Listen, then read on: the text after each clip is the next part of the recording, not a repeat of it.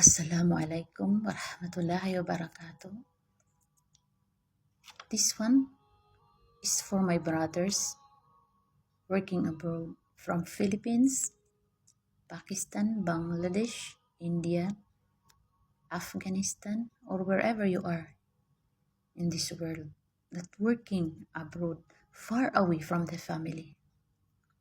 To my brothers working abroad, especially those who are married already in their country and working abroad to support their families, to give a bright future for their children. This is for you. You left home to be a provider.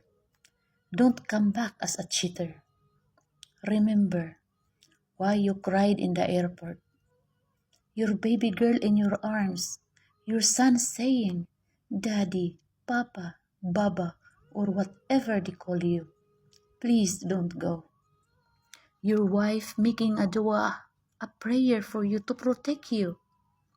Your wife every night will ask, Ya Allah, protect my husband from fitna. So why your phone, brother, full of girlfriends, while your wife's phone is full of tahajjud? If she don't have phone, but before she sleep, she's saying a prayer, asking Allah to protect you. Look, brothers, that girls in your direct message in TikTok, Messenger, or WhatsApp, they won't raise your kids. That 5-minute haram chat is lifetime of regret. Compared to that 5-minute Quran that your wife reading every night, your daughter's hijab, your son's hifz, and your wife's smile after making dua for you will take you to Jannah. So brothers, think of the future of your children. Think of your wife who are tired and had a lot of tension taking care of your children. Don't exchange that 5-minute flirting to many girls in social media to your sujood, especially if you are a Muslim, praying 5 times a day but flirting with many girls in TikTok and Messenger or WhatsApp. It is now the time to repent before the angel of death will record all what you did and read it to you in the day of Qiyamah.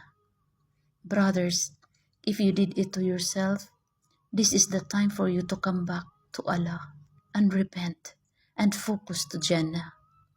Remember always that this world is just temporary. You would not receive a prize for having too many girlfriends online. Even your reason is just for time pass.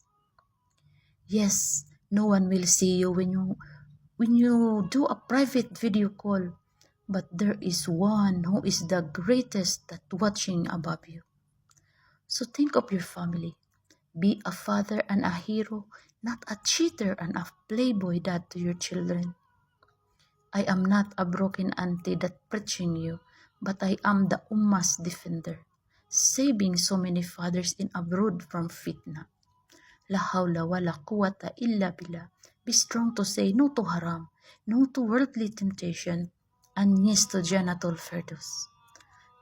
Jannatul Firdaus levels with your wife and children.